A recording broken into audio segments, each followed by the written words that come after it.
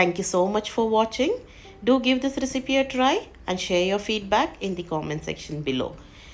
Do consider giving this video a like and subscribe to my channel. Take care. Bye-bye.